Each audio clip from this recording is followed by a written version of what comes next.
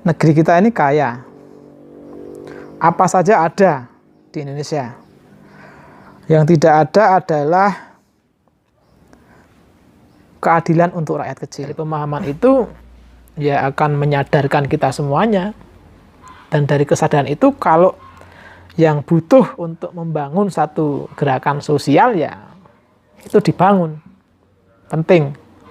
Bukan itu sebagai satu wujud pembangkangan atau perlawanan terhadap negara, tidak. Tapi itu adalah salah satu wujud dukungan terhadap negara melalui kontrol dan peringatan, sekaligus itu salah satu perjuangan untuk membela dan menyelamatkan hak-hak kita sebagai warga negara.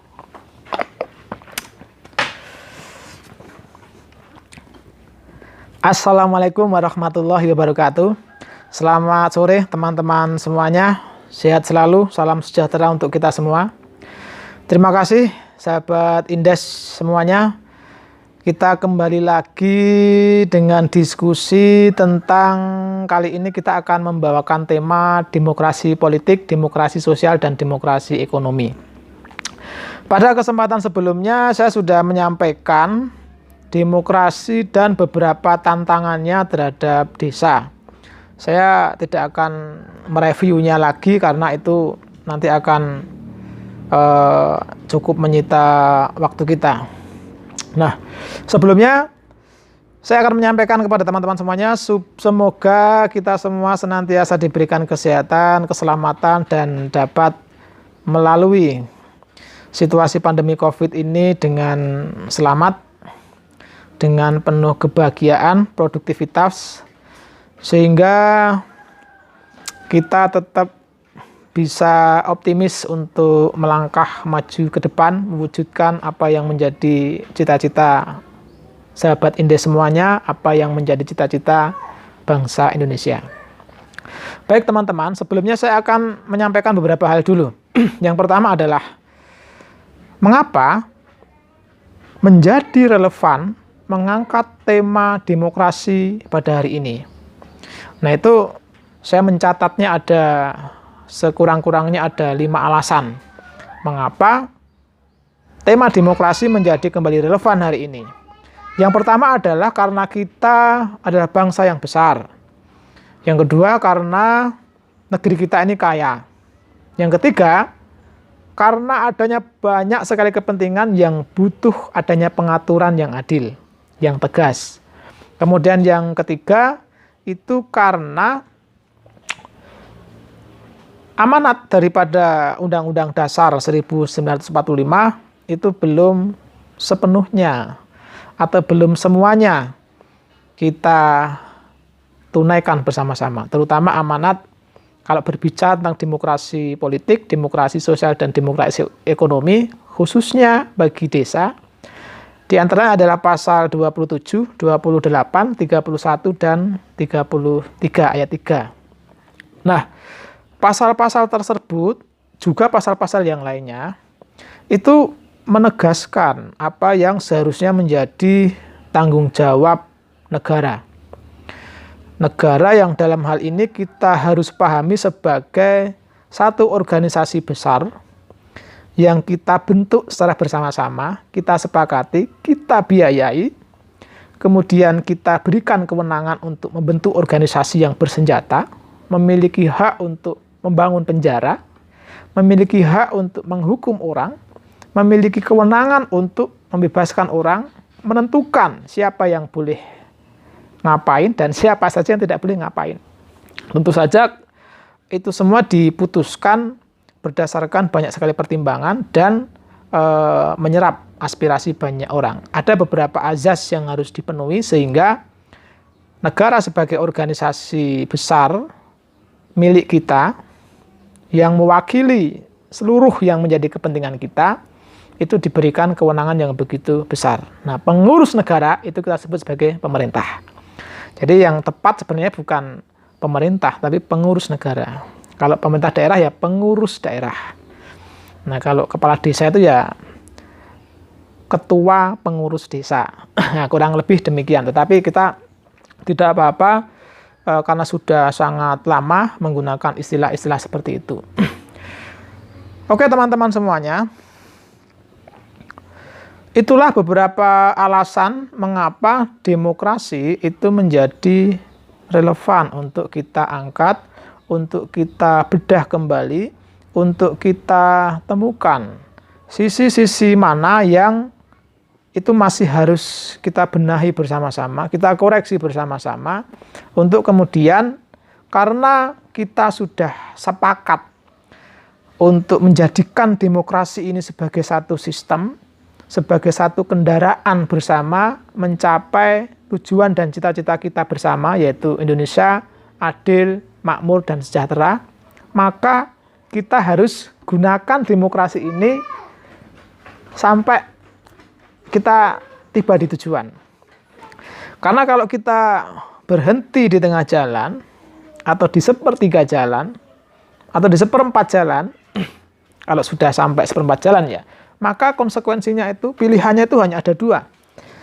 Yang pertama adalah kita akan kembali ke zaman jahiliyah. Zaman yang serba zalim, serba penindasan, hukum yang berlaku adalah hukum rimba. Kalau orang Jawa mengatakannya asu gede menang rai. Jadi siapa yang memiliki kekayaan, siapa yang memiliki kekuasaan, siapa yang memiliki pengaruh lebih besar, maka dialah yang akan menguasai atau berkuasa terhadap masyarakat yang lainnya, terhadap rakyat yang lainnya. Tentu kita tidak mengharapkan itu. Kemudian kemungkinan yang kedua, itu adalah kita akan belok di tengah jalan, atau di sepertiga jalan, atau di seperempat jalan. Beloknya kemana?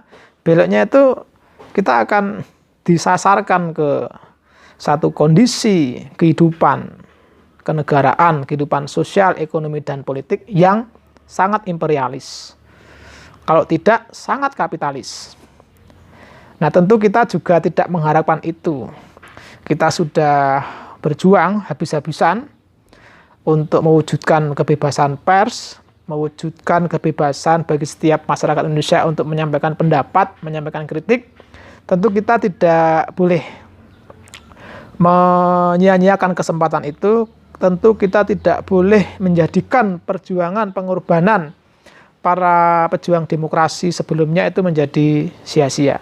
Nah, itu yang pertama teman-teman yang ingin saya sampaikan. Kemudian penjelasan singkatnya adalah kurang lebih seperti ini. Tadi saya sampaikan bahwa mengapa demokrasi menjadi penting, kita angkat kembali, kita perkuat kembali. Satu, karena kita adalah bangsa yang besar. Dengan adanya suku, budaya, tradisi, kearifan lokal, bahasa, adat istiadat yang mempengaruhi cara pandang dan cara hidup seluruh rakyat Indonesia di wilayah manapun, maka itu butuh satu kebijakan, butuh satu kepengaturan yang menjadi jaminan bahwa tidak ada crash antara masyarakat di satu wilayah dengan masyarakat di wilayah yang lainnya. Atau karena kita ini syarat dengan kehidupan yang plural. Jadi misalnya di Jawa itu tidak hanya terdapat orang Jawa hari ini, tapi banyak sekali terdapat masyarakat dari berbagai daerah, berbagai pulau. Begitu juga di wilayah-wilayah yang lainnya. Sumatera itu di daerah, saya pernah ke Ogan Komering Ilir, saya pernah ke Sumatera Selatan, saya pernah ke Deli Serdang, di mana itu? Lupa saya. Di beberapa wilayah di Sumatera Utara, Deli Serdang, Langkat, Sedang Berdagei, kemudian Perampat,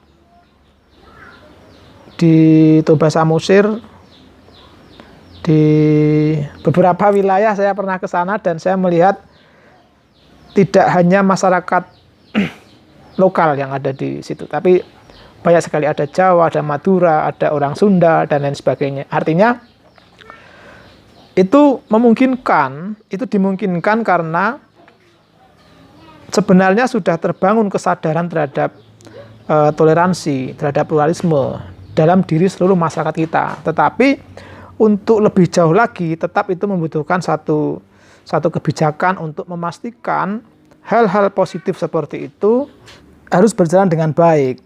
Nah, selanjutnya adalah alasan mengapa itu menjadi sangat relevan adalah negeri kita ini kaya. Apa saja ada di Indonesia. Yang tidak ada adalah keadilan untuk rakyat kecil. Ada tapi masih sangat sedikit. Nah, itu yang harus kita wujudkan melalui demokrasi ekonomi terutama. Nah, mengapa itu menjadi alasan sehingga demokrasi relevan untuk kita angkat kembali? Karena biasanya di mana ada gula, di situ ada semut. Kalau kita membaca kembali sejarah, kedatangan pertama kali kongsi dagang dari Portugal, Belanda, dan lain sebagainya ke tanah air, bahkan berlangsung sampai hari ini, banyak sekali kongsi-kongsi dagang datang ke tanah air dengan wujudnya yang macam-macam, perusahaan-perusahaan transnasional, apalagi dengan adanya kebijakan global, yaitu globalisasi dan neoliberalisme, maka tidak menutup kemungkinan apa yang menjadi kekayaan negeri ini akan diperebutkan oleh banyak sekali kekuatan-kekuatan. Nah, akhirnya itu akan berdampak kepada lahirnya kepentingan-kepentingan, yaitu kepentingan-kepentingan dengan kekuasaan atau kekuatan yang besar, serta kepentingan-kepentingan yang dikarenakan mereka berada dalam situasi kerawanan atau titik kerentanan yang paling mengerikan, paling mengkhawatirkan. Beberapa pemilik lahan di wilayah Sumatera Selatan, di Sumatera Barat, dan beberapa wilayah yang lainnya, bahkan di daerah istimewa Yogyakarta, Jawa Tengah, karena negeri yang begitu kaya memiliki potensi untuk diekstraksi, dieksploitasi sedemikian rupa dalam rangka akumulasi kekayaan oleh segelintir orang yang memiliki modal dan kuasa, itu resikonya adalah bagi penduduk sekitar. Kalau situs ekonomi baru yang akan dibangun itu berada pada ruang hidup yang selama ini menjadi tumpuan pendapatan ekonomi oleh masyarakat sekitar, maka mereka harus bersiap-siap untuk digeser. Mereka harus bersiap-siap untuk dipisahkan dari ruang hidup dan sumber-sumber kehidupannya. Apakah itu dalam bentuk pembangunan mal, pembangunan pabrik, atau pembangunan infrastruktur pendukung kegiatan ekonomi. Misalnya bandara, stasiun, terminal, pasar besar, dan lain sebagainya. Nah, kecuali masyarakat melakukan satu gerakan perlawanan dalam rangka untuk, kalau tidak untuk merebut kembali apa yang menjadi haknya, setidak-tidaknya mempertahankan apa yang menjadi miliknya yang tersisa sehingga tidak diambil, sehingga mereka tidak lagi memiliki apa-apa. Nah, tentu saja ketika itu dibantu oleh kehadiran negara dalam bentuk kebijakan-kebijakan yang populis, maka ini akan menjadi satu hal yang bagus. Ini akan menjadi satu legasi bagi pemerintahan yang sedang berkuasa. Tetapi berbeda ketika populisme itu digunakan sebagai satu strategi semata, sebagai satu cara untuk mendapatkan kekuasaan. Tetapi pada saat sudah kekuasaan itu didapatkan, praktek-praktek pengelolaan kebijakan dan lain sebagainya itu justru bertentangan dengan prinsip-prinsip kerakyatan. Nah, ini harus kita tandai bersama-sama. Jika ada kepemimpinan yang modelnya seperti itu, atau politisi yang menggunakan cara-cara seperti itu harus kita tandai bersama-sama. Karena itu akan semakin merapuhkan demokrasi kita, akan semakin menghancurkan sendi-sendi keadilan sosial dan keadilan ekonomi. Jadi berikutnya adalah teman-teman, yaitu tentang amanat undang-undang. Nah, saya sangat meyakini bahwa para founding fathers kita ini tidak hanya paham dengan sejarah masa lalu, tetapi mereka melalui pembacaan terhadap sejarah masa lalu itu, mereka juga bisa membaca masa depan, visioner. Mereka bisa memprediksi apa yang akan terjadi, apa yang akan dihadapi oleh rakyat Indonesia di kemudian hari. Makanya mereka mengantisipasinya dengan beberapa pemikiran yang dituangkan dalam bentuk undang-undang dasar. Beberapa pasalnya diantaranya adalah pasal 27, 28, 20, 31, dan 33. Itu semua pasal-pasal tentang keadilan sosial dan keadilan ekonomi. Pasal-pasal tentang apa yang seharusnya menjadi tanggung jawab negara sebagai pengurus negara untuk masyarakat yang mengamanahkan kewenangan, kekuasaan kepada para pengurus negara. Nah, itu penting sekali saya kira. Sehingga tidak lagi terjadi di kemudian hari undang-undangnya berkata demikian, tetapi praktek di lapangannya justru bertentangan dengan undang-undang. Nah, ini kan berbahaya. Nah, selanjutnya adalah bahwa perjalanan kita ini masih panjang. Perjalanan kita sebagai bangsa ini masih panjang. Kita sudah bersama-sama sepakat, kita sudah bersama-sama menentukan pilihan. Kalau kita ini memiliki trajektori yang goalnya adalah masyarakat adil makmur, maka untuk mencapai ke sana, sementara ini kita sudah memilih kendaraan itu demokrasi. Jadi harus jalan terus. Nah, agar jalan terus ini, meskipun kendaraan kita ini agak jelek, rusak, mogok, bannya bocor, itu ya harus kita perbaiki supaya bisa tetap jalan, supaya bisa tetap on the track. Nah, kalau kita berhenti di tengah jalan, yang terjadi itu dua hal. Yang pertama, kita akan kembali ke zaman jahiliyah, penindasan, kemudian kesewenang-wenangan, perbudakan, dan lain sebagainya. Pokoknya isinya itu dehumanisasi semuanya. Nah, kita kan tidak mau itu terjadi. Atau yang kedua, yaitu kita akan dibelokkan atau ditarik ke satu ruang kehidupan yang karakteristiknya itu sangat imperialis, sangat kolonialis dan kapitalis.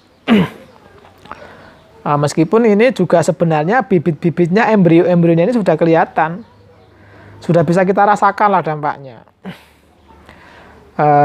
Beberapa kebijakan dari para pengurus negara itu seperti cenderung lebih berpihak kepada mereka-mereka yang memiliki kekuatan atau memiliki pengaruh yang besar dibandingkan kebijakan yang berpihak kepada petani misalnya. Padahal petani itu cukup dikasih, nggak harus subsidi, pupuk murah. Ketika mereka panen, harganya dijaga supaya stabil. Ruang hidup mereka, sumber-sumber kehidupan mereka, tanah, sawah, ladang, kebun, hutan yang mereka kelola, itu tidak dialihfungsikan, apalagi dirampas untuk diganti dengan atau dirubah menjadi satu situs ekonomi baru Nah, ini penting sekali. Mengapa hari ini kita bersama-sama mendalami demokrasi, membedah ulang demokrasi ini. Jadi itu teman-teman. Kemudian berikutnya adalah bagaimana caranya kita memahami demokrasi ini sehingga tidak terjebak kepada pemahaman yang normatif. Pemahaman normatif dalam arti ya gitu-gitu aja, bahwa demokrasi itu misalnya dari rakyat oleh rakyat. Demokrasi itu adalah partisipasi pada saat pemilihan umum, rakyat diberikan kesempatan memberikan suara, menentukan pemimpinnya, menentukan wakil-wakilnya, bahwa demokrasi itu adalah kebebasan berpendapat, kebebasan pers, tapi segala sesuatunya yang berada di atas itu tanpa disadari oleh masyarakat itu sudah didesain sedemikian rupa oleh kekuasaan-kekuasaan yang mendominasi spektrum atau medium-medium tertentu. Nah, di sini saya akan meminjam satu pendekatan dari Pak Kunto Wijaya almarhum. Nah, beliau ini luar biasa. Ya, kita doakan untuk Pak Kunto, kita kirim Al-Fatihah, semoga seluruh amal baiknya, seluruh pemikirannya itu menjadi amal jariah. Amin. Nah, Pak Kunto itu dia mengajak kita untuk melakukan satu proses reinterpretasi. Nah, apa yang disebut dengan reinterpretasi itu? Reinterpretasi itu ya memaknai kembali, membedah kembali, mempertajam kembali. Apa yang kurang itu kita lengkapi, apa yang berlebihan itu kita pangkas. Jadi merevisit. Nah, kalau tidak kita reinterpretasi, maka demokrasi itu ya maknanya akan gitu-gitu saja, akan normatif saja. Nah, beberapa langkah dalam melakukan reinterpretasi itu kita akan diajak untuk merubah beberapa hal. Yang pertama, kita akan diajak untuk menafsiri demokrasi itu tidak lagi secara subjektif, tidak lagi secara individual, tetapi sudah secara struktural. Kemudian yang kedua, bagaimana ketika kita melihat demokrasi, memandang demokrasi itu harus secara lebih objektif. Kemudian yang ketiga itu dari normatif ke teoritis. Yang keempat, dari yang semula kita memahami demokrasi itu ahistoris, itu harus lebih kepada historis, menjadi historis, tidak bisa dilepaskan dari sejarah. Nah, yang terakhir, cara untuk mendekati demokrasi ini sebagai satu proses kita untuk mereinterpretasikannya, itu melihatnya dari hal-hal yang bersifat general atau umum ke wilayah-wilayah yang lebih spesifik, substantif, dan empiris. Nah, itu 5 cara atau 5 tahap itu yang harus kita tempuh untuk mereinterpretasi demokrasi, sehingga kita akan memiliki pemahaman yang tidak hanya utuh mudah-mudahan, tetapi juga lebih dalam dan lebih kontekstual. Dari pemahaman itu ya akan menyadarkan kita semuanya, dan dari kesadaran itu kalau yang butuh untuk membangun satu gerakan sosial ya itu dibangun. Penting. Bukan itu sebagai satu wujud pembangkangan atau perlawanan terhadap negara, tidak, tapi itu adalah salah satu wujud dukungan terhadap negara melalui kontrol dan peringatan, sekaligus itu salah satu perjuangan untuk membela dan menyelamatkan hak-hak kita sebagai warga negara.